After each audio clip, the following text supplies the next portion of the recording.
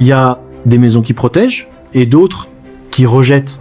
Le jour où leurs parents furent enterrés, le monde de Sori s'effondra sans bruit. Il n'avait que 16 ans et pourtant, ce jour-là, il devint père, mère et mûr pour ses 2 petites sœurs.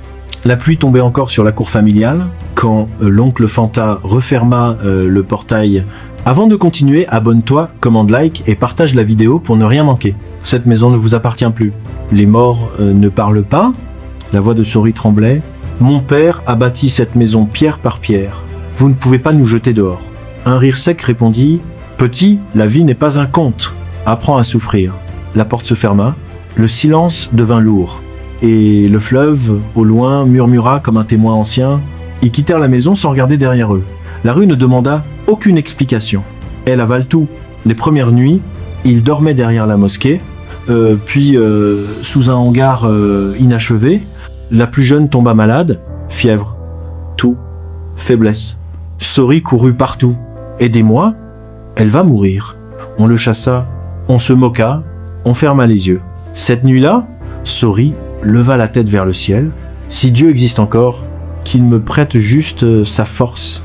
Il commença à vendre de l'eau en sachet, pieds nus. Soleil brûlant, insultes, rejets. Mais chaque soir, il comptait les pièces, comme on compte les battements d'un cœur. Les sœurs retournèrent peu à peu à l'école. Pas par miracle, par sacrifice.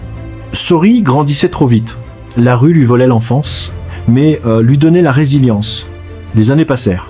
Le petit vendeur d'eau devint grossiste, puis commerçant. Les sœurs réussirent. L'une étudia la médecine, l'autre l'ingénierie. Ils n'avaient pas oublié, ils avaient juste pas nourri la haine.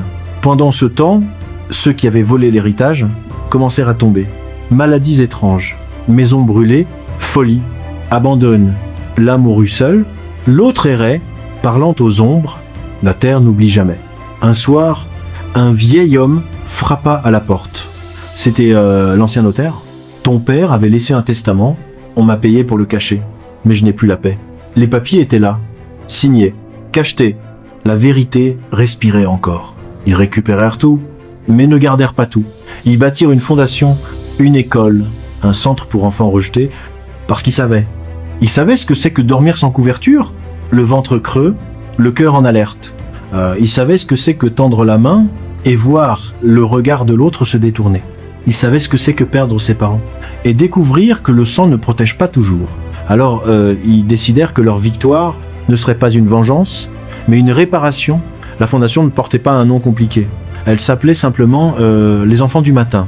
Parce que Malik disait souvent, quand on a connu la nuit, on sait reconnaître l'aube. Le premier bâtiment fut construit là, où autrefois dormaient des enfants sous les ponts. Pas un palais, mais des murs solides. Des fenêtres grandes ouvertes, de la lumière. Le jour de l'ouverture, des femmes pleuraient sans bruit. Des hommes baissaient la tête. Les enfants entraient pieds nus, timides, comme s'ils avaient peur. Que tout disparaisse d'un coup. Malik s'agenouilla devant eux. Ici, personne ne te demandera d'où tu viens. On te demandera seulement qui tu veux devenir. L'école ouvrait à l'aube. Pas de cris, pas de coups, pas de peur. Les cahiers étaient simples, mais propres. Les tables en bois portaient encore l'odeur fraîche du vernis. Joy, devenue médecin, passait chaque matin avant d'aller à l'hôpital. Elle examinait les enfants un par un. Parfois, elle s'arrêtait longtemps. Elle voyait dans leurs yeux le reflet de ce qu'elle avait été. Grace, tablette à la main, avait installé une petite salle informatique. Le monde est numérique. Même les enfants oubliés ont droit à l'avenir. Les enfants apprenaient à lire, à écrire, mais aussi à parler sans baisser la tête. Peu à peu, la rumeur se répandit. Là-bas, on bat pas les enfants. Là-bas, on leur donne à manger. Là-bas, on les appelle par leur prénom. Ils arrivèrent par dizaines, puis par centaines. Des enfants blessés, des enfants en colère, des enfants silencieux. Certains ne parlaient plus, d'autres criaient la nuit. Malik savait, il s'asseyait parfois dehors, seul, regardant la lune. Il repensait à cette époque où lui aussi criait en silence. Malgré tout, les nuits n'étaient pas paisibles. L'argent attirait les regards. La bonté dérangeait. Un soir, un homme dit à Malik : « Tu nourris des enfants qui deviendront des ingrats, pourquoi ne pas profiter de la vie ?» Malik ne répondit pas. Mais cette nuit-là, il rêva de ses parents. Son père se tenait debout, calme, digne. La richesse ne se mesure pas à ce que tu possèdes, mais à ce que tu refuses de laisser mourir. Il se réveilla en sueur, le cœur battant. Et le lendemain, il retourna travailler. Un incendie éclata dans un des centres, pas par accident. Des dossiers furent brûlés, des murs noircis. Les enfants pleuraient, certains s'enfuirent. La police enquêta sans conviction. Ce genre de projet attire des ennemis. Malik regarda les flammes éteintes. Alors, nous reconstruirons. Et ils reconstruisirent plus solide, plus grand, plus ouvert. Un jour, des anciens du quartier vinrent s'asseoir devant la fondation. Ils ne parlèrent pas longtemps. Puis le plus vieux dit, quand un enfant est rejeté, c'est pas lui qui est maudit, c'est la société. Il posa sa main sur l'épaule de Malik. Tu as transformé la douleur en semence. Mais le passé n'avait pas fini de frapper. Un matin, un jeune homme se présenta à l'entrée. Sale, amaigri, le regard brisé. C'était le fils d'un des oncles déchus. Il tremblait. Je n'ai nulle part où aller. Mon père est mort. On m'a rejeté. Le silence tomba. Grace serra les poings. Joy détourna le regard.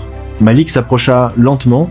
Il vit dans ce visage la même peur qu'il avait eue autrefois entre « Même si je suis son fils ?» Ici, on ne punit pas les enfants pour les fautes des adultes. Ce jour-là, quelque chose se brisa définitivement. Dans la chaîne de la haine, les années passèrent encore. La fondation devint un modèle.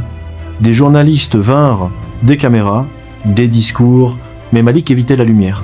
Il restait dans l'ombre, là où se trouvent ceux qui ont connu le sol froid. Un enfant lui demanda un jour « Tonton Malik, tu es riche ?» Il sourit « Non, mais je suis entier. » Un soir, assis sur le même canapé où ils avaient autrefois pleuré, ils regardaient les enfants jouer dans la cour. Le rire montait, clair, vivant. Joy posa la tête sur l'épaule de Malik. Grace murmura « Papa et maman seraient fiers. » Malik ne répondit pas tout de suite. Il regarda le ciel. Ils ne nous ont jamais quittés. Ils marchaient juste devant nous. Cette histoire n'est pas seulement celle d'un héritage retrouvé, c'est l'histoire de ce qu'on choisit de faire quand on a le pouvoir de détruire, mais qu'on décide de guérir. Parce que parfois, la plus grande richesse n'est pas ce qu'on récupère, mais ce qu'on transmet. Abonnez-vous sur la chaîne pour ne rien manquer.